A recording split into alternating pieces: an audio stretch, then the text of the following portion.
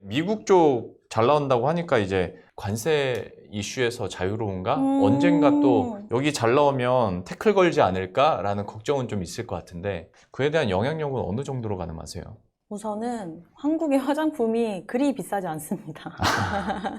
그리고 저희가 저가로 승부했다기보다는 네. 제품이랑 기능이 좋은데 저가여서 더 성공했던 거여가지고 네. 가격이 몇 불 정도 오른다고 해도 별로 가격 저항력이 있을 것 같지가 않아요. 관세 얘기 나오니까 사람들이 사재기했다 이런 얘기 나오는 거는 네. 그만큼 한국 화장품은 좋으니까 난 계속 쓰고 싶어 이런 수요를 의미하는 것 같거든요. 네. 그래서 가격이 지금 이미 10% 고정인 거에다가 예. 이제 만약에 부정적인 시나리오라면은 퍼센티지가 붙는 거잖아요. 네, 네. 그래도 한국 평균 화장품 가격이 20불, 30불이기 때문에 네. 크게 부담스럽지 않다. 아. 이거를 먼저 말씀드리고 브랜드는 과거 트럼프 1기 때 살펴보면 오히려 중국이랑 미국이 싸우는 거에 대한 수혜를 받았었거든요. 왜냐하면 미국이 중국에 관세를 한 25%를 부과를 했어요. 네. 그러니까 원래 정말 저가로만 승부하던 중국 화장품들의 메리트가 없어진 거죠.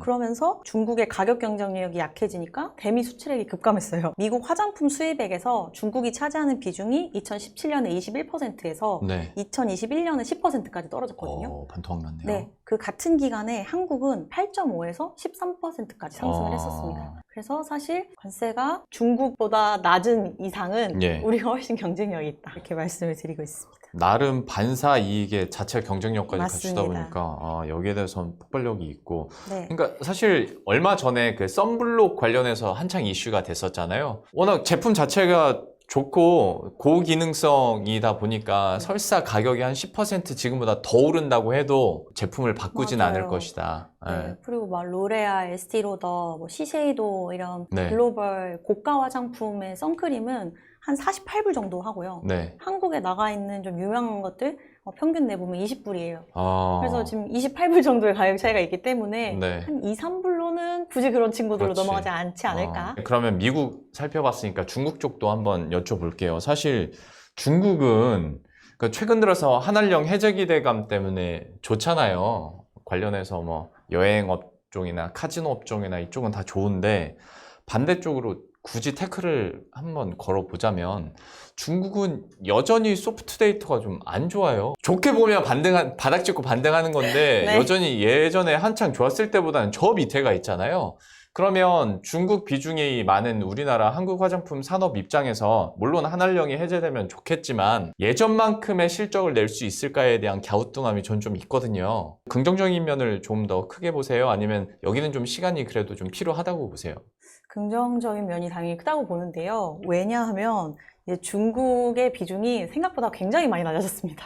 아, 영향력도 낮아졌구나. 네, 그러면. 뭐 네. 아까 말씀드렸던 것처럼 전체 수출 데이터에서도 중국이 2018년 잘 나갈 때 50%였다면 네. 지금은 뭐 20% 정도 되는 상황이고 이거를 각 대형 브랜드에 해놔도 20% 정도밖에 안 돼요.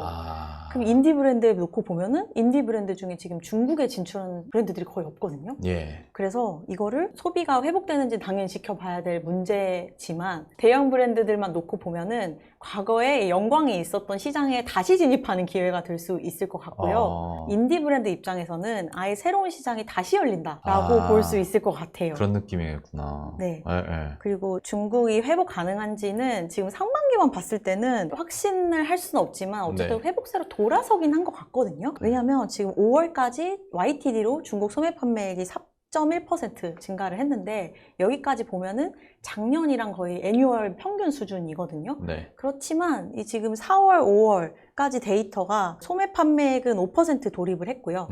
화장품 성장률은 4월에 13%, 5월에 7%로 조금 속도가 붙고 있어요. 네. 그래서 지금 이 추세라면 하반기에는 상반기에 보조금을 뿌려줬던 전기전자보다는 네. 이미 많이 샀잖아요. 네, 네. 전기전자 제품을 뭐 1년에 여러 개씩 살 수 있는 건 아니니까. 그렇죠. 그 나머지 소비 여력으로는 조금 저가의 이미 소비재, 화장품, 의류까지 가지 않을까.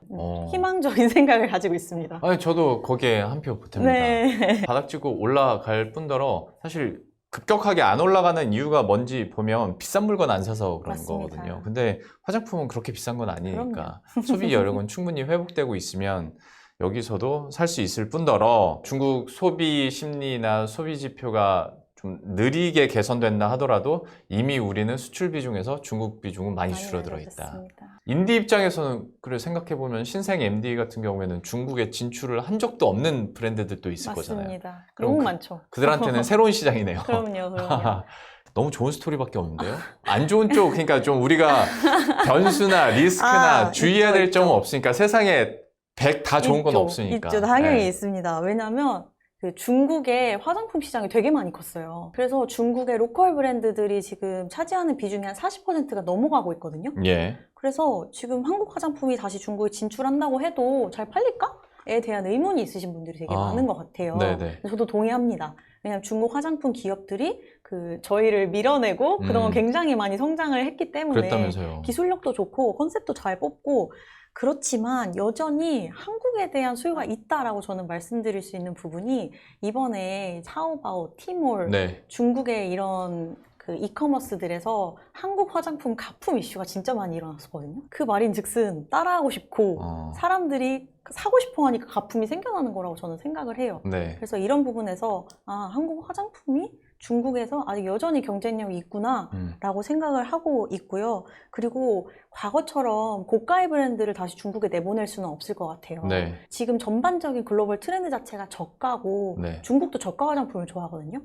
주가가 엄청나게 많이 오른 중국의 화장품 브랜드가 마오거핑 그리고 치맥스라고 네. 하는 브랜드들이 있는데 이거 다 인디예요. 뭐 마오거핑은 조금 인디 중에서는 고가고 치맥스는 인디 중에서도 인디긴 한데 인디 브랜드들이 주가가 굉장히 많이 올랐다는 건 중국도 여전히 저가 화장품을 좋아한다는 의미거든요. 혹시 그 회사들의 주력 상품들은 어느 쪽에 뭐 색조입니까? 기초입니까? 아니면 마오거핑은 색조고요. 네. 치맥스는 기초 색조 둘 다 있습니다. 마오거핑은 딱 이름이랑 살짝 비슷한 게 맥 따라한 거거든요. 어떤 느낌인지 알겠네요. 네. 컨셉도 비슷해요, 그러면? 예. 전문가용, 프로 아티스트용 뭐 색조 화장품. 중국 쪽 색조 화장품 쪽은 우리나라 업체들 많이 따라왔다는 얘기는 예전에 들었었는데 기초 분야나 약간 고기능성 화장품에 대해서도 중국이 이제 많이 올라왔군요. 네. 아. 중국도 더마를 좋아해요. 우리도 이제 더마로 갔잖아요. 네, 맞아요. 왜냐면 임상 실험으로 딱 증명된 그쵸. 결과가 있는 게 좋으니까. 네. 그래서 중국도 더마 관련된 화장품들이 좋거든요. 예전에 그 중국 시장이 아니군요. 좀 바뀌었습니다. 경쟁 상대가 늘어나는 거긴 한데 또 반대로 생각하자면 그만큼 수출 비중이 떨어졌다고 해도 우리에겐 뭐 큰 타격은 우선은 없을 수 없다. 있다. 네. 오히려 미국, 그다음에 유럽, 그다음에 요즘에 중동 쪽으로 수익처를 다변화시키고 있다. 동남아도 너무 잘하고요. 동남아? 네. 동남아는 어느 쪽으로 뭐 좀? 인도네시아, 네. 말레이시아, 싱가포르. 거기서도 인기가 네, 많아요. 너무 많아요. 옆에 더현대 있잖아요. 네. 평일 낮에 가면 사실 한국말보다 외국말이 더 많이 들릴 정도거든요. 그리고 여행 가시면은요. 네. 아마 한국인이라서 사진을 찍어달라는 얘기를 많이 들으실 거예요. 연예인이 아닌데 네. 그냥 한국인이어서 네. 제가 작년 말에 인도 출장 갔을 때 주의사항이 그거였어요. 한국 사람이란 거 알면 사진 찍자고 할 거다. 네. 좋은 거죠? 네, 단군일의 최고의 위상이라고 생각합니다.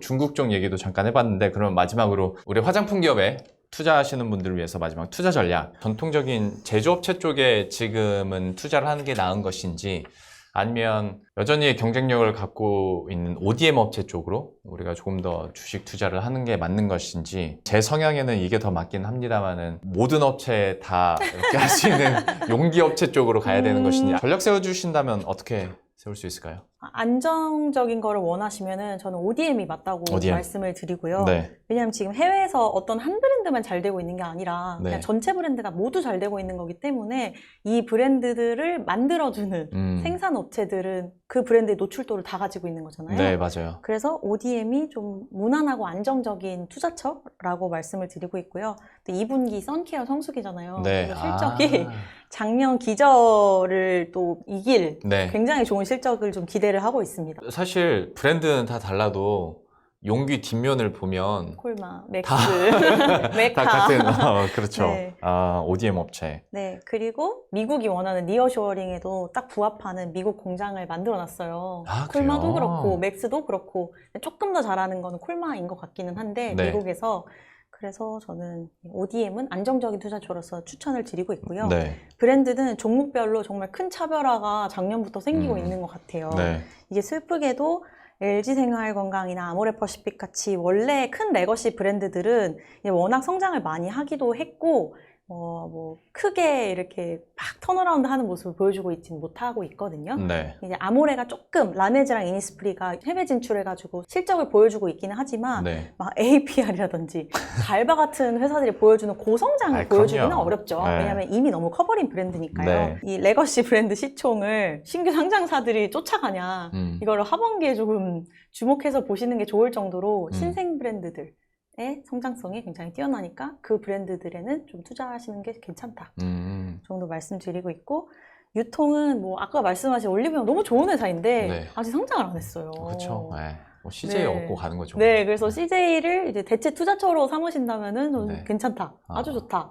라고 말씀을 드리고는 있지만 이제 상장사 기준에서는 그렇죠. 네. 아직은 상장하지 못하셨다. 아, 상장 안 한 것까지 만약에 투자한다고 하면 다이소에 투자해야죠. 그렇죠, 그렇죠. 사실 아모레퍼시픽이랑 LG 생활건강은 그 안에 매출처도 성격이 완전 다르잖아요. 조금 다변화 많이 돼 있죠. 네, 같은 화장품 업체라고 보기에는 성격이 좀 약간 달라서 네. 여기에 대해서는 여러분들이 한번 스터디를 해보시되, 일단은 여러분이 잘 아시는 ODM 업체들에 대해서는 긍정적인 얘기를 해주셨으니까 여러분들도 참고하시길 바라겠습니다. 화장품 산업에 대해서 궁금했던 거 한번 살펴봤는데 여러분들한테도 좀 도움이 되시길 바라면서 연구원님과는 여기서 인사드리도록 하겠습니다. 유진투자증권의 이혜니 연구원과 함께했습니다. 고맙습니다.